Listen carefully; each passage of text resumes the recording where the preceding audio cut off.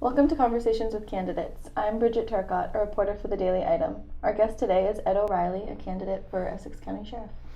Good morning, Bridget. Good morning, welcome. Thank you very much. How are you? Fine, how are you? Good. Do you want to start by telling us a little bit about yourself and your background? Okay, I was born in Watertown. I was born into a brick housing project. My father was right out of the 82nd Airborne, and he was recently, just before I was born, appointed to the Watertown Fire Department.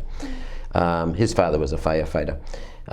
We lived after about 5 years, we moved to a two-family neighborhood in Watertown, and I grew up with a lot of kids in the neighborhood and a lot of sports, and I went to public schools. After high school, we had 6 kids in our family, and there was not any money to pay for college, really.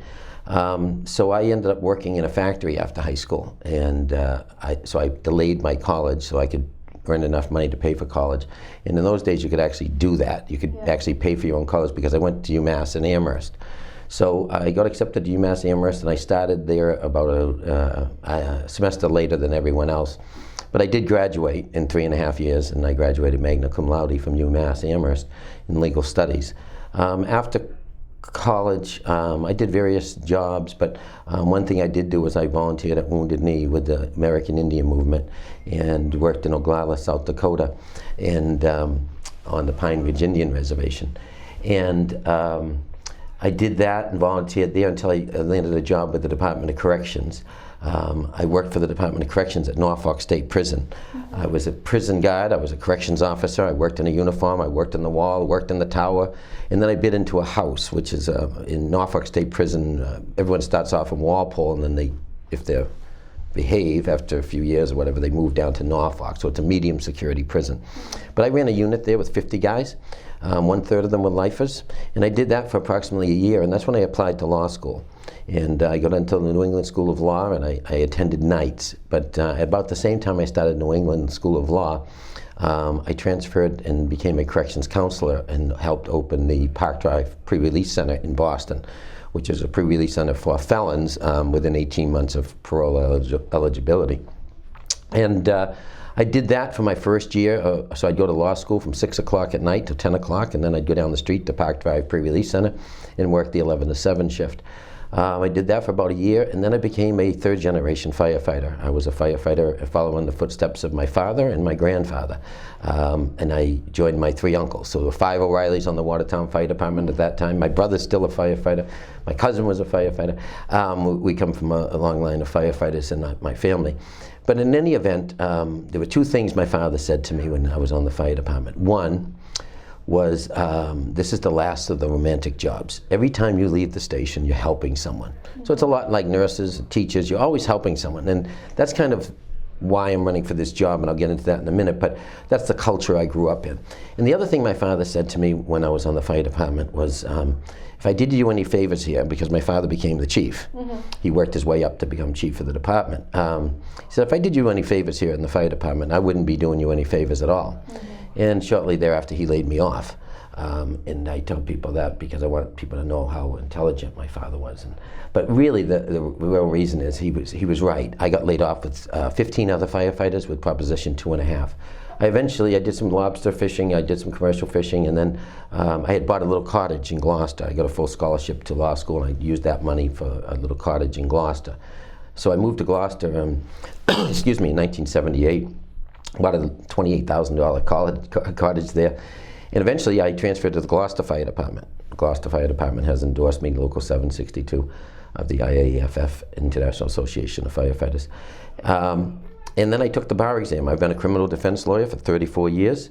I've worked with people with substance abuse problems. I do just criminal defense and some registry work, but it's working with people with alcohol and drug problems. I myself have been in recovery for over 27 years, and that's another reason that kind of blends in again with why I'm running for this job. I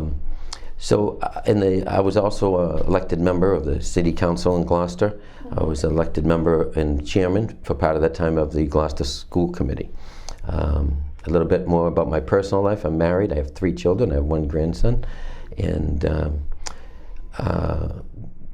I've decided to run for sheriff about 6 months ago when Sheriff Cousins decided he was not going to run for re-election. So I'm running because of the fact that 100% of the people that go to the House of Correction, a lot of people think that this job is a law enforcement job. Right. Sheriff's job in Massachusetts is not primarily a law enforcement job. The law has already been enforced. So really the job of sheriff, the primary job, is to make sure that when the moment a person comes in the door, that we begin the process of reintegration. Because 100% of the people that go to the House of Correction, that are sentenced to the House of Correction, get out. 85 to 90% of the people there have for some reason they're connected for some reason to alcohol and substance abuse, alcohol and drug abuse. Some people say drug abuse disorders, but in any event, that's another piece of why I'm running, because of the integration. That's really the job of the sheriff, is to try and make a person better equipped when they leave the House of Correction than they were when they came in. That means drug treatment, job skill training, all kinds of treatment programs, and that's what I'm all about, and that's what really differentiates me from other candidates. Okay. Now, what would be your plan to combat the opioid crisis? I am the only, I don't know what Republicans are doing, because I haven't paid attention to the unenrolled candidates, but I am the only Democratic candidate that supports and has embraced the Gloucester Angel program. Now, the Gloucester Angel program is a nationally recognized program. The chief of police in Gloucester went to the White House. It's based upon the same concept of when people turn in guns, they don't get charged. And it's all about addiction, and addiction being treated as a disease and not a crime. And I'm the only candidate, the only Democrat that's running for sheriff who has embraced that program, and I wish to expand that program. So when someone comes in to the police station, they turn in their drugs and they ask for treatment. And why I like that program is it's treatment upon demand. Mm-hmm. And anyone that has an addiction or alcohol problem, denial is part of the disease.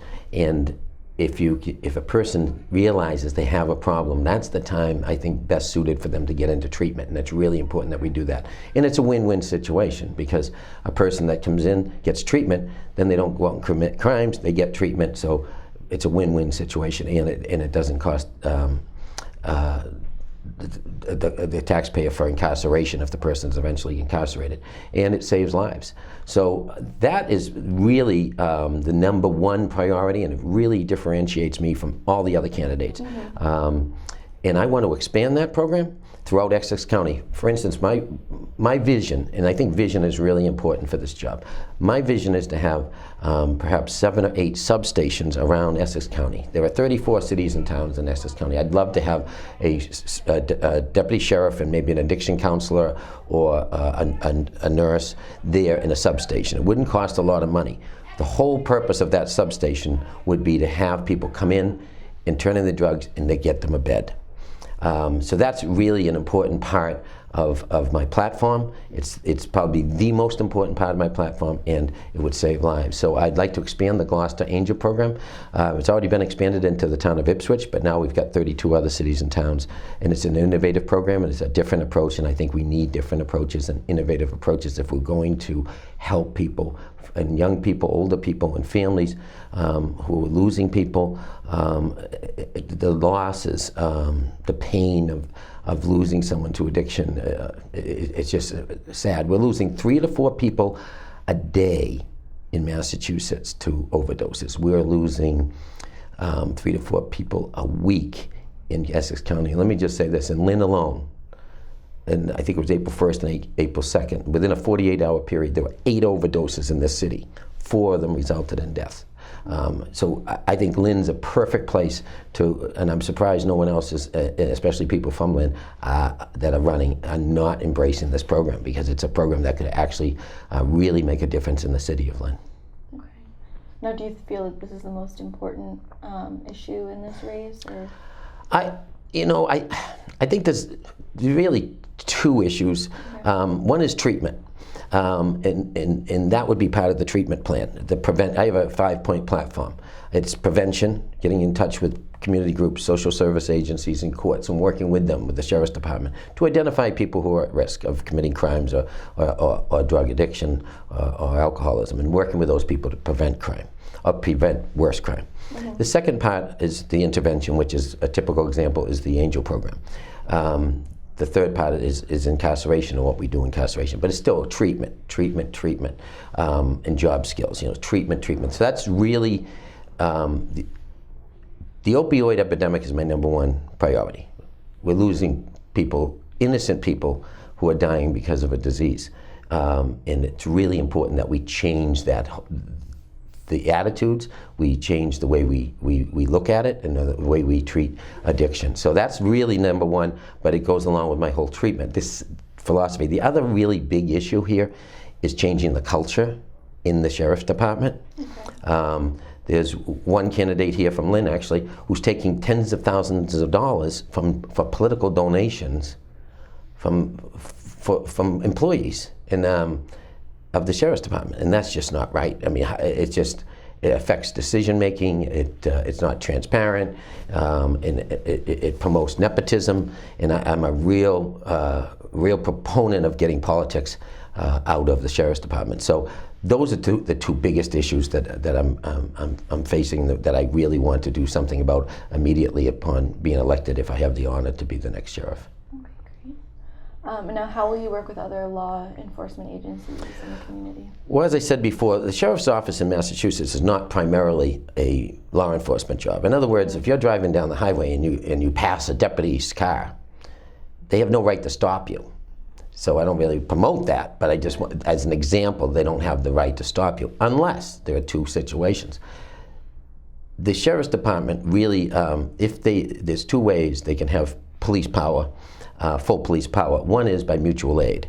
So if they come into the city of Lynn, say for a public event, and they're asked to participate by the chief of police or by the mayor, and they come in and they work, then they'd have police power in the city of Lynn.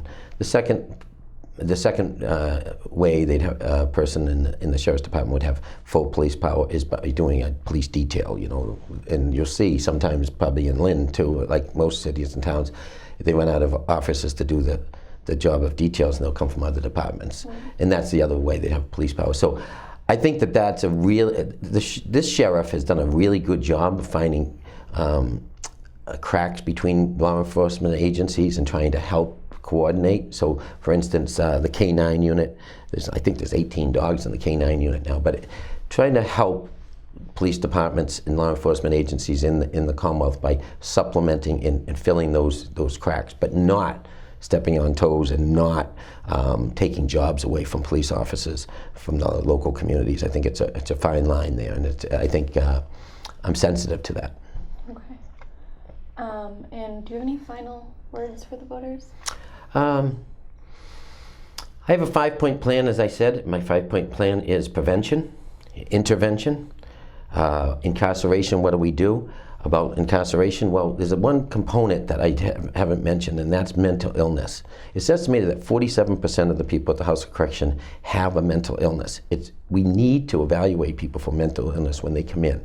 We need to train staff at the Sheriff's Department to identify mental illness. Mm-hmm. Not only just mental illness, but there are also it's been estimated that roughly 60% of the people that are in the House of Correction have a learning disability. We have to take that into consideration when we're talking about job skills and education. And then the third group of our population that I'm really concerned about are people with autism. And as a defense attorney for 34 years, I've had clients with autism. Many times people with autism react to authority in a way differently than someone without autism or without having autism. So that's really important when we do classification or we want to divert people to a mental health facility. In the other part of the third component that I talk about in my platform during incarceration is that my first priority will be to get women out of Framingham State Prison who are under my care and custody. State prison is for people who commit felonies. The people that are sentenced to the House of Correction have been convicted of a misdemeanor. But since I was 34 years ago when I started, there was no facility for women in Essex County, and they all went to Framingham State Prison and basically were warehoused. And there's something extra sad about women, mothers that are addicts, and that's basically the population that's there at Framingham. This sheriff, Sheriff Cousins, has done an exceptional job of stopping the warehousing of women in Framingham. He started the WIT program, Women in Transition in Salisbury. He's also started, just last month, started a program inside of the Middleton House of Correction for a detox unit for women, which is more than just detox. It's a 28-day program, and the men started back on December 7th of 2015. It's all that detox program. Both of those programs are about diverting people from jail and into halfway houses with monitoring, drug monitoring, GPS, whatever's necessary. That's really, really important. For me, women should have the same opportunities as men to programs, treatment programs, and aftercare, which is the fourth component of my platform, which is about aftercare, that we need to keep tight reins on people who are released. For example, the first 12 hours upon release is the most critical time, and I'm a big fan, a big proponent of people volunteering to take a shot of Vivitrol. Vivitrol is a drug that does not get anyone high. It blocks opioids from affecting the receptors in the brain. So it's not like Suboxone or Methadone. It's about, it's a drug that actually blocks opioids. So the first 12 hours upon release, that time period is the most critical time when we're dealing with relapse. So if a person even takes heroin or fentanyl-laced heroin or whatever, that would not affect the person's brain because the receptors are being blocked, and that lasts for 30 days. So it gives a person a chance, and you can keep that up if they want to keep it as part of treatment. That's exceptionally effective, and if we're talking about a disease, we're talking about a drug that actually will help someone with the disease of addiction, and that's part of my aftercare component, that we need to step people down gradually, carefully, and with tight reins. And then the last part of my platform is advocacy, and that is advocating for an addiction treatment center here in Essex County. We need an addiction treatment center here in Essex County. Right now, under Chapter 123, Section 35, if you had a loved one who had an alcohol or drug problem and they were a danger to themselves or others, the court found that, they go to a civil commitment, but they have to go to Brockton, New Bedford, Taunton, and Bridgewater, depending upon bed availability and gender. That most people don't want a loved one to go that far away. It's really important that we have a treatment center here in northeastern Massachusetts, an addiction treatment center. And I think that would help families to, and also I want to educate families how to do that. But the last part of that advocacy is there's no aftercare as part of Chapter 123, Section 35. We need to have aftercare to help families, to help people after they get released from civil commitment, because then families are left with the same situation. They come out the person comes out clean and sober, but then what's the next step? So that's my platform. I'm committed. I have a vision. I understand addiction. As I said, I've been in recovery for 27 years, and I understand the entire court system. I'm the only candidate, Democrat, who's an attorney who's worked in the criminal justice system for 34 years and working with people with addiction and alcohol issues. So. That, coupled with my education and my experience in the prison system already, I think it makes me an ideal candidate. But it also drives me. It's what really drives me to ask the voters to vote for me on September 8th in the primary. Okay, thank you. This has been a conversation with Ed O'Reilly, a candidate for Essex County Sheriff. I'm Bridget Turcotte, a reporter for The Daily Item. For more election coverage, read The Daily Item and itemlive.com.